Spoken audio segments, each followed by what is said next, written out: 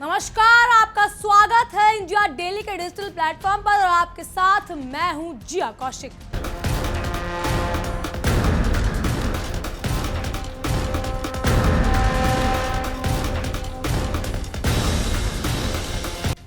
दुनिया के नक्शे पर एक बार फिर बारूद की ऐसी खौफनाक गंध फैली है कि तीसरे विश्व युद्ध की घंटी सायरन की तरफ बजने लगी है। अमेरिका के दोबारा बने राष्ट्रपति डोनाल्ड ट्रंप ने इस बार वो आत्मघाती दांव चला है जिसने पहले से ही जलते हुए मिडिल ईस्ट में पेट्रोल छिड़कने का काम किया है। ट्रंप महाशय ने सीधे सीधे ईरान की संप्रभुता को चुनौती देते हुए ये हुक्म सुना दिया है कि अपनी न्यूक्लियर डस्ट यानी समृद्ध यूरेनियम तुरंत हमारे हवाले कर दो, वरना अंजाम भुगतने के लिए तैयार रहो। इसे कहते हैं उल्टा चोर कोतवाल को डांटे। खुद दुनिया भर में हजारों परमाणु हथियारों का सबसे बड़ा अवैध जखीरा लेकर बैठे ट्रंप आज ईरान को परमाणु निरस्त्रीकरण का ज्ञान बांट रहे हैं। खेल अब सिर्फ कूटनीति का नहीं रह गया, बल्कि ये दो ऐसी ताकतों की जंग बन चुका है जहां एक तरफ महाशक्ति का अंधा घमंड है और दूसरी तरफ अपनी आजादी के लिए मर मिटने को तैयार एक जिद्दी मुल्क। इतिहास गवाह है कि अमेरिका की फितरत ही हमेशा से रही है, मुंह में राग बगल में छुरी।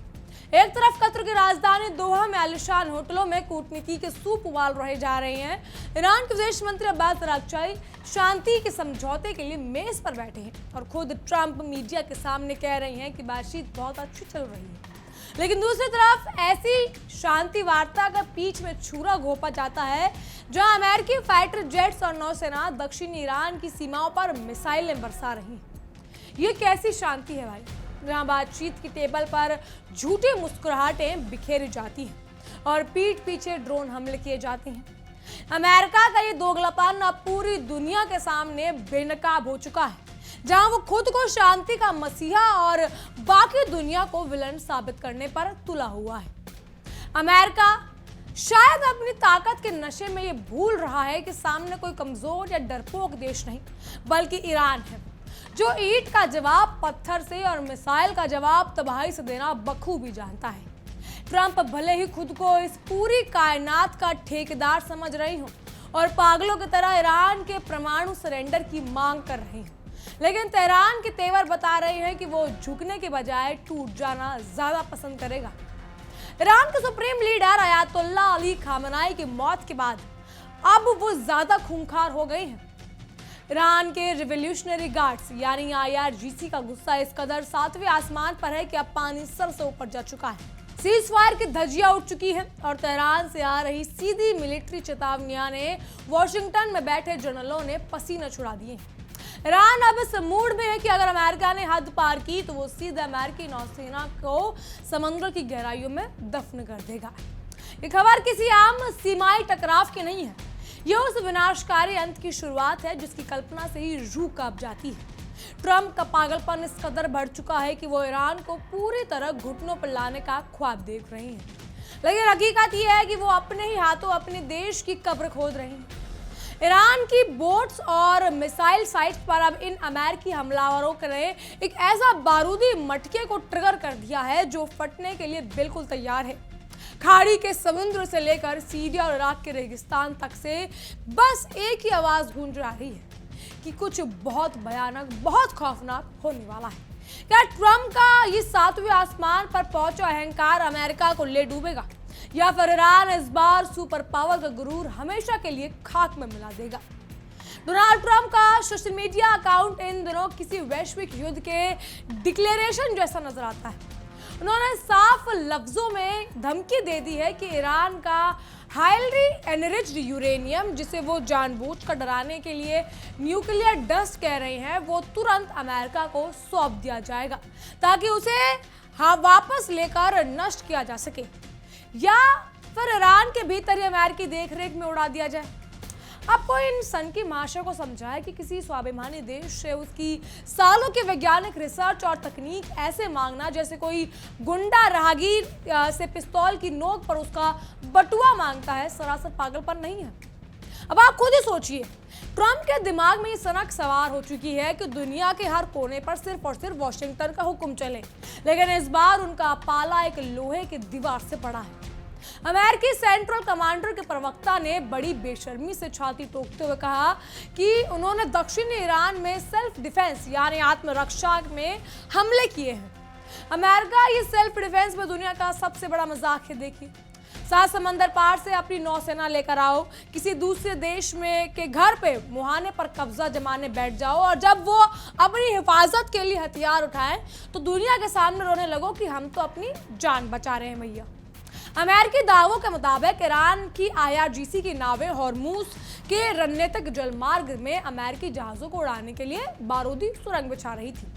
हॉर्मूज का ये इलाका पूरी दुनिया की आर्थिक रग है, जहां से वैश्विक तेल का 1/3 व्यापार होता है और अमेरिका वहां गिद्ध की तरह आके गड़ाए बैठा है। सोमवार की रात ईरान के दक्षिणी तटीय इलाकों में ये कयामत के लिए मंजर थी।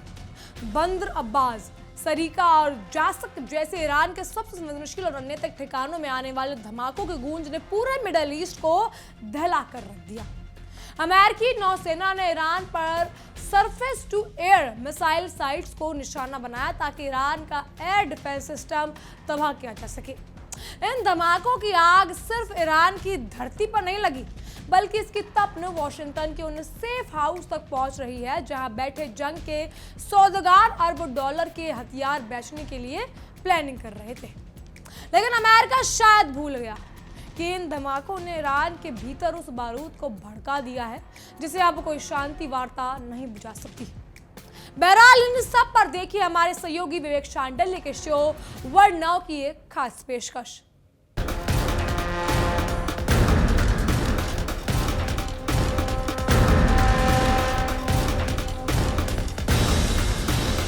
एक तरफ दुनिया के बड़े बड़ी ताकतें आपस में टकरा रही हैं, तो दूसरी तरफ इस पूरी दुनिया में एक बार फिर से एनपीटी के बेअसर होने की खबर और दुनिया भर में परमाणु हथियारों के होड़ की खबर मिल रही है। रूस यूक्रेन जंग जारी है, ईरान अमेरिका जंग जारी है, चीन ताइवान पर हमला करना चाहता है। इसके अलावा कई और देश हैं जो आमने सामने हैं। नेटो देश भी रूस को खतरा मान रहे हैं और इसी बीच दुनिया में परमाणु युद्ध का खतरा भी बढ़ रहा है। कहते हैं दुनिया के कई देश परमाणु हथियार जुटाने की जुगत में लगे हैं।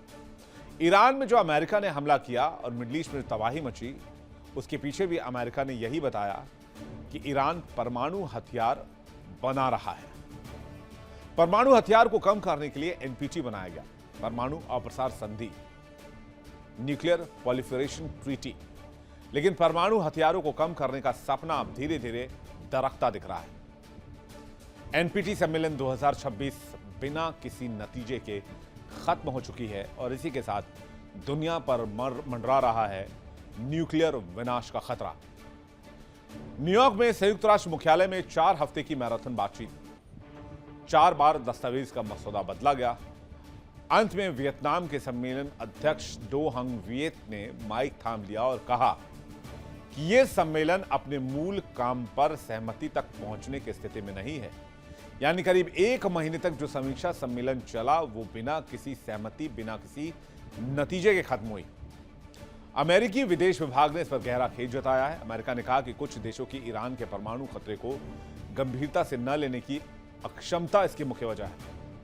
यानी यहां भी अमेरिका ने ईरान पर ही इसका ठीकरा फोड़ा है, जबकि परमाणु हथियार आज के समय में देश खतरे से बचने के लिए बनाते हैं, जैसे कि उत्तर कोरिया ने बनाया, जैसे कि पाकिस्तान ने बनाया। ये सब रोग स्टेट है, लेकिन फिर भी इनके पास है। लेकिन ये महज एक सम्मेलन की विफलता नहीं है, ये इस पूरे सपने का दरकता हुआ अध्याय है जो 1968 में बुना गया था कि इस दुनिया को, मानव सभ्यता को बचाने के लिए एक परमाणु मुक्त दुनिया बनाएंगे। जी हां, बात हो रही है एनपीटी की। तो यह जानना जरूरी है कि एनपीटी क्या है। एनपीटी वो संधि जो दुनिया को परमाणु युद्ध से बचाती थी। अमेरिका ने हिरोशिमा और नागासाकी पर परमाणु बम का इस्तेमाल किया, लाखों लोग मारे गए। दुनिया ने एक नई ताकत और उसकी भयावहता देखी। फिर शुरू हुई शीत युद्ध की होड़, जिसमें अमेरिका बनाम सोवियत संघ आपस में भिड़े और दोनों ने हजारों परमाणु बम आपस में जमा कर लिए। तब दुनिया के नेताओं को एहसास हुआ कि अगर ये होड़ नहीं रुकी तो धरती पर से सभ्यताएं समाप्त हो जाएंगी। तब 1 जुलाई 1968 को एनपीटी का जन्म हुआ। एनपीटी क्या है? एनपीटी के 3 स्तंभ हैं, चलिए वो जान लेते हैं। पहला, अप्रसार। जिनके पास परमाणु बम है वो दूसरों को परमाणु बम देंगे नहीं, मतलब टेक्नोलॉजी ट्रांसफर नहीं करेंगे। ठीक है, हमारे पास हम आपको दे नहीं सकते। दूसरा है निशस्त्रीकरण, यानी कि परमाणु शक्ति संपन्न देश धीरे धीरे अपने हथियारों को कम करेंगे। अमेरिका और रूस को इसका सबसे ज्यादा पालन करना था। अमेरिका और रूस के पास सबसे ज्यादा न्यूक्लियर हथियार हैं। तीसरा, शांतिपूर्ण इस्तेमाल।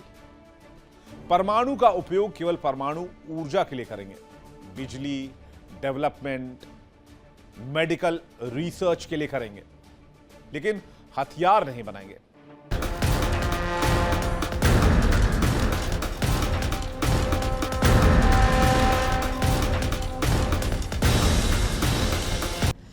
अप्रैल को जो सीजफायर अंतर्राष्ट्रीय दबाव के बाद बड़ी मुश्किलों से लागू हुआ था, अमेरिका ने अपनी मिसाइलों से उसकी धज्जियां उड़ाकर रख दी है। अमेरिकी रक्षा अधिकारी अब दुनिया को कह रहे हैं या कहकर गुमराह कर रहे हैं कि यह हमला सीमित था और इसका मतलब सीजफायर का टूटना नहीं है। अरे भाई, ये तो वही बात नहीं हुई कि 900 चूहे खाकर बिल्ली हज को चली। आप किसी देश के संप्रभु सैन्य ठिकानों पर बमबारी भी करें और ये उम्मीद भी करें कि सामने वाला चुपचाप बैठकर शांति का राग अलापेगा। अमेरिका इस गलतफहमी में है कि वो अंतर्राष्ट्रीय कानून से ऊपर है। वो जब चाहे किसी पर भी हमला कर सकता है और दुनिया तमाशाबिन बनी रहेगी। लेकिन ईरान इस धोखे का हिसाब बराबर करने के लिए तैयार है। जिस वक्त अमेरिकी मिसाइलें ईरानी तटों को निशाना बना रही थी, ठीक उसी वक्त ईरान के मुख्य वार्ताकर्ता मोहम्मद बाकिर गालिबाफ कतर के प्रधानमंत्री के साथ बैठकर युद्ध रोकने का रास्ता तलाश रहे थे। यह ईरान की शराफत और सब्र था कि वो दुनिया को युद्ध की आग से बचाने के लिए बातचीत की मेज पर आ गया। लेकिन अमेरिका ने इस शराफत को उसकी कमजोरी समझने की भयानक भूल कर दी है। ट्रंप एक तरफ ट्वीट करते हैं कि बातचीत अच्छी चल रही है और दूसरी तरफ पेंटागन को हमले का ऑर्डर दे देते हैं। यह साफ दिखाता है कि अमेरिका कभी शांति चाहता ही नहीं था। उसे बस ईरान को कूटनीति के जाल में उलझाए रखना था ताकि वो उसकी सैन्य तैयारियों की पीठ में छुरा घोंप सके। ट्रंप ने सोमवार को बड़ी हेकड़ी के साथ चेतावनी दी थी कि अगर ये बातचीत नाकाम रही तो ईरान पर ऐसे नए और विनाशकारी हमले किए जाएंगे जो उसके इतिहास में कभी नहीं देखे होंगे। लेकिन ट्रंप शायद भूल गए हैं कि गिद्दड़ भपकियों से शेर डरा नहीं सकता। ईरान ने 2 टूक शब्दों में कह दिया कि उसका परमाणु कार्यक्रम उसकी राष्ट्रीय अखंडता और हिस्सा है और वो किसी भी विदेशी ताकत के दबाव में आकर अपनी सुरक्षा का सौदा नहीं करेगा। तेहरान के जर्नलों साफ कह चुकी है कि अगर अमेरिकी सेना ने दोबारा ईरान की सीमा की तरफ आंख उठाकर भी देखा तो खाड़ी के देश में बने तमाम अमेरिकी सैन्य ठिकाने और पेंटागन के सैनिक ईरान की मिसाइलों का पहला शिकार होंगे। अब बात 28 फरवरी की भी कर लेते हैं, जब ये सब शुरू हुआ था। 28 फरवरी को जब ये नया सैन्य संकट शुरू हुआ, ट्रंप लगातार दुनिया के सामने चिल्ला रहे थे। 28 फरवरी को जब ये नया सैन्य संकट शुरू हुआ, ट्रंप लगातार दुनिया के सामने चिल्ला रहे थे कि उनका एकमात्र मकसद ईरान को परमाणु हथियार बनाने से रोकना है। ईरान सालों से अंतर्राष्ट्रीय मंचों पर कसम खा रहा है कि वो उसका परमाणु मकसद परमाणु ऊर्जा बनाना है और हथियार नहीं है। लेकिन अमेरिका को तो बस जंग का एक बहाना चाहिए था। असलियत यह है कि अमेरिका को ईरान के परमाणु बम से डर नहीं, बल्कि उसे डर है कि ईरान उस बढ़ती सैन्य और राजनीतिक ताकत से जो मिडल ईस्ट से अमेरिकी साम्राज्य और उसकी दादागिरी को हमेशा की हरी झंडी के लिए उखाड़कर फेंक सकता है। ये जंग परमाणु सुरक्षा की नहीं, बल्कि अमेरिका के गिरते हुए वैश्विक वर्चस्व को बनाने की आखिरी झटपटाहट है। अमेरिका की खुद की अर्थव्यवस्था और उसकी वैश्विक दबाव की इस प्रभाव में समय डालने का या ढलान की तरफ है। और ट्रंप इस ढलते साम्राज्य के सबसे हताश और आक्रामक खिलाड़ी बन गए हैं। अब वो अच्छी तरह जानते हैं कि अगर इस बार ईरान को घुटनों पर नहीं लाया गया तो पूरी दुनिया में अमेरिकी डॉलर और उसकी चौधराहट की शाख मिट्टी में मिल जाएगी। इसीलिए वो दुनिया को महाविनाश की खाई में धकेलने के लिए ये खतरनाक जुआ खेल रही। लेकिन ये जुआ इस बार बहुत महंगा पड़ने वाला डोनाल्ड ट्रंप को। इस बार खुद अमेरिका को इतना भारी पड़ने वाला है जिसकी कीमत उसकी आने वाली नस्लें भी चुकाएंगी। किसी देश को उसके अपने घर में घुसकर डराने की ये साम्राज्यवादी नीति इस बार खुद वॉशिंगटन का गला घोट रही है। अमेरिका की गुस्ताखी के बाद ईरान की सेना ने अपने अंडरग्राउंड मिसाइल शहरों के बंकरों के दरवाजे खोल दिए हैं। पहाड़ों को चीरकर बाहर निकलती ईरानी शहाब और खैबर बैलिस्टिक मिसाइलें अब सीधे खाड़ी क्षेत्र में मौजूद हर अमेरिकी सैन्य अड्डे की तरफ लॉक हो चुकी है। बहरीन, कतर और यूएई के सामने बैठे अमेरिकी सैनिकों की सांसें अटक गई हैं, क्योंकि ईरान का एयर डिफेंस और मिसाइल सिस्टम पूरी तरह से ऑटोमेटिक एक्टिव मोड पर डाल दिया गया है। ईरान के रणनीतिकारों ने साफ कर दिया कि इस बार लड़ाई सिर्फ उनकी सीमा तक सीमित नहीं रहेगी। अगर अमेरिका ने युद्ध की शुरुआत की है तो इसका खूनी अंत ईरान अपनी शर्तों पर करेगा। इस पूरी जंग का सबसे दिलचस्प और सबसे खौफनाक पहलू इन दो किरदारों की सीधी टक्कर है। एक तरफ डोनाल्ड ट्रंप है, जो अपने अहंकार, सनक और वोट बैंक की राजनीति में अंधे होकर किसी भी हद तक जाने को तैयार है, जिन्हें अंतर्राष्ट्रीय संधियों की कोई परवाह ही नहीं है। दूसरी तरफ ईरान का धार्मिक और सैन्य नेतृत्व है, जो अपनी अस्मिता और आजादी के लिए आखिरी कतरे तक लड़ने की कसम खा चुका है। जब एक सिरफरा तानाशाह और एक मौत से डरने वाला या ना डरने वाला जिद्दी कौम आपस में टकराती है तो वो कोई समझौता नहीं होता, सिर्फ और सिर्फ सर्वनाश होता है। और इस समय दुनिया इसी सर्वनाश के मुहाने पर खड़ी है। अब इस पूरी कहानी का निचोड़ क्या है वो आपको बता देते हैं। निचोड़ बिल्कुल साफ हो चुका है कि डोनाल्ड ट्रंप ने ईरान को छेड़कर उस खूंखार मधुमक्खी के छत्ते में हाथ डाल दिया है, जो उनके पूरे साम्राज्य को डंक मार सकती है। ट्रंप इस गलतफहमी में जी रहे हैं कि वो अपनी आर्थिक पाबंदियों को और इन छोटे हवाई हमलों से ईरान को सरेंडर करवा लेंगे, लेकिन हकीकत इस बार बिल्कुल अलग है। इस बार ईरान ट्रंप को उनके ही घर में घुसकर मात देने के लिए तैयार बैठा है। तेहरान के इरादे अब पत्थरों की लकीर बन चुके हैं। अब कोई बातचीत नहीं होगी, कोई समझौता नहीं होगा। अगर अमेरिकी सेना ने एक और गलत कदम आगे बढ़ाया तो ईरान का यह आक्रामक गुस्सा सीधे ट्रंप की सत्ता, उनके व्हाइट हाउस और अमेरिकी घमंड हमेशा के लिए मिट्टी में मिला देगा। खेल अब खत्म होने के कगार पर है। अब दुनिया किसी दिव्य चमत्कार की उम्मीद करने के लिए बैठी है, क्योंकि इंसानी कूटनीति के सारे रास्ते इस सन की अमेरिकी नीति की वजह से बंद हो चुके हैं।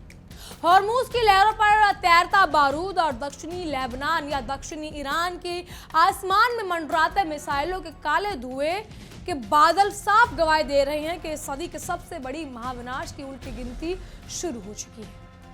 अमेरिका और ईरान का आक्रामक स्वाभिमान अब एक ऐसे डेड एंड पर आकर टकरा गया है जहां से पीछे हटने का मतलब है मौत। ये जंग सिर्फ दो देशों की नहीं, बल्कि अमेरिकी साम्राज्यवादी के ताबूत में आखिरी कील ठोकने की दास्तां है। दिल थाम कर बैठिए, क्योंकि ईरान का अगला पलटवार सीधे ट्रंप के पागलपन का अंत करने वाला है। बहरहाल इन सब पर आपकी क्या राय है हमें कमेंट के जरिए जरूर बताइएगा। फिलहाल के लिए इतना ही। तमाम खबरों के लिए बने रहिए इंडिया डेली के साथ और देखते रहिए हमारी खास पेशकश विश्व युद्ध। देखिए इंडिया डेली 24/7 अब आपके स्मार्ट टीवी पर। इंडिया डेली मौजूद है सभी डिजिटल प्लेटफॉर्म पर लाइव और लगातार। इंडिया डेली 24/7 हर दिन राष्ट्र को समर्पित।